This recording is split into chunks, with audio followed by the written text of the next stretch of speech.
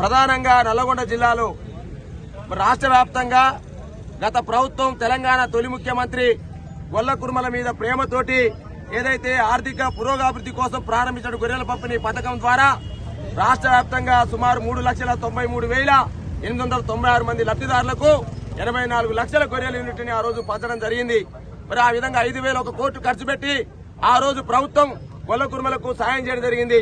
రెండో విడత గొర్రెల పంపిణీ కార్యక్రమం జూన్ 9 సంక్షేమ దినం రోజు మరి ఆ రోజు ప్రభుత్వం ప్రారంభిస్తే మరి ఈ రోజు ఎలక్షన్లు వచ్చిన తర్వాతకి మరి సుమారు రాష్ట్ర వ్యాప్తంగా 82,000 మంది గొల్ల కుర్మలు డీడీలు కట్టి ఇలా కలెక్టరేట్ అకౌంట్ లో 350 కోట్ల పైచిలకు రూపాయలు మరి కలెక్టరేట్ అకౌంట్ లో ఉన్నాయి. కాబట్టి మరి వెంటనే ప్రభుత్వం స్పందించి మరి ఇలా గొర్రెల పంపిణీ కార్యక్రమాన్ని ప్రారంభించాలనే డిమాండ్ తోటి ఇలా నల్గొండ కలెక్టరేట్ కార్యాలయంలో మరి ఇలా పెద్ద ఎత్తున ర్యాలీ చేసి మరి కలెక్టర్ గారి వినతిపత్రం అందజేస్తా ఉన్నాం. అదే క్రమంలో ఇలా మేము ప్రభుత్వానికి విజ్ఞప్తి చేస్తా ఉన్నాం. మరి పశుసంవర్ధక శాఖ మంత్రి మరి ఇలా రేవంత్ రెడ్డి గారు ముఖ్యమంత్రి గారు ఉన్నారు కాబట్టి మరి ముఖ్యమంత్రి గారి వద్దనే పశుసంవర్ధక శాఖ ఉంది కాబట్టి వెంటనే ఈ రోజు జరిగే సమీక్షా సమావేశంలో మరి పశుసంవర్ధక శాఖ మీ దగ్గరే ఉంది కాబట్టి వెంటనే గొర్రెల పంపిణీ పైన నిర్ణయం తీసుకోవాలని చెప్పేసి కూడా విజ్ఞప్తి చేస్తా ఉన్నాం.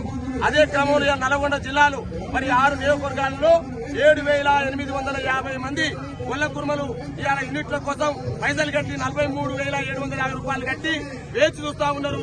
సుమారు కలెక్టర్ అకౌంట్ లో 35 కోట్ల రూపాయలు ఇలా నల్గొండ జిల్లా కలెక్టర్ అకౌంట్ లో ఉన్నాయి. కాబట్టి మరి వెంటనే ప్రభుత్వం స్పందించాలి.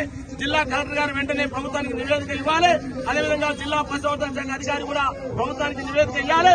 రేవంత్ రెడ్డి గారు ఇలా విజ్ఞప్తి చేస్తా ఉన్నాం. రేవంత్ రెడ్డి గారికి ఈ విజ్ఞప్తిని మన్నించకపోతే రాష్ట్ర వ్యాప్తంగా మా తడాకేందో చూపిస్తాం. బిడ్డ నిన్ను గల్లి గల్లిన వాడన పల్లె పల్లెను గొల్ల కుర్మల సత్తా ఏందో చూపించి ఖచ్చితంగా నిన్ను ఎక్కడ కూడా అడుగు పెట్టని చెప్పేసి కూడా ఇలా నల్లగొండ జిల్లా సాక్షిగా రేవంత్ రెడ్డి హెచ్చరిస్తా ఉన్నా. మరి ఇలా ఎందుకు గొల్ల కుర్మల పట్ల నిర్లక్ష్యం వహిస్తా ఉన్నాం? ఎందుకు 82,000 మంది మరి సుమారు 350 కోట్లుంటే మరి ఇలా గొర్రెల పంపిణీ పథకాన్ని ఉంచుతావా, తీసేస్తావా, ఇస్తావా? ఇవాళ ప్రభుత్వం నుంచి ఇవాళ ఖచ్చితంగా వివరణ ఇవ్వాల్సిన అవసరం ఉందని చెప్పేసి ఇలా ముఖ్యమంత్రి రేవంత్ రెడ్డిని ఇలా డిమాండ్ చేస్తా ఉన్నా. అదే క్రమంలో ఇలా 10% ఉన్నటువంటి గొల్ల కుర్మలకు మంత్రివర్గంలో స్థానం లేదు.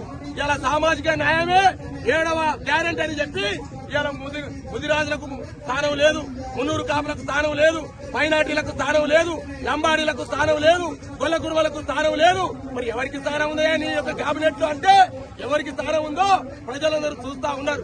ఖచ్చితంగా తెలంగాణ ఉద్యమంలో ఏ విధంగానైతే పోరాడలేమో మరి ఆ పోరాట ఫలితంగా గొల్ల కుర్మలకు ఆర్థికంగా చేయూతను అందించాలని నాటి తొలి ముఖ్యమంత్రి ఒక ప్రయత్నం చేస్తే ఆ ప్రయత్నాన్ని ఎండగడుతూ మరి ఇలా గొల్ల కుర్మల మీద కక్షతోటి మరి 350 కోట్లు నీ ఖజానాలో ఉంది. ఎందుకు ఇలా గొల్ల కుర్మలకు మరి ఇలా గొర్రెల పంపిణీ కార్యక్రమాన్ని ప్రారంభిస్తానేమని చెప్పేసి ఇలా రేవంత్ రెడ్డి డిమాండ్ చేస్తా ఉన్నా. అదేవిధంగా నల్లగొండ జిల్లాలో ఉన్నటువంటి 6 నియోజకవర్గాల్లో ఉన్నటువంటి 7,550 మంది ఈడీలు కట్టినారు. అదేవిధంగా సుమారు మరి 20,000 మంది ఎదురు చూస్తా ఉన్నారు గొర్రెల పంపిణీ కోసం. మరి ఇస్తావా, మా చేత సస్తావా ఇలా తెలుసుకోవాల్సిన అవసరం ఉంది. ఎందుకంటే ఇలా ప్రభుత్వం మరి మొండి ధోరణితో పోకుండా, ఈ వర్గాల పట్ల కుట్రతో పోకుండా, బడుగు బలైన వర్గాల పట్ల కుట్రతో పోకుండా గత ప్రభుత్వం ప్రారంభించినటువంటి బడుగు బలైన వర్గాల కోసం ఏదైతే పథకాలు పెట్టిందో ఆ పథకాలని కొనసాగించాలని కూడా ఇలా డిమాండ్ చేస్తా ఉన్నాం.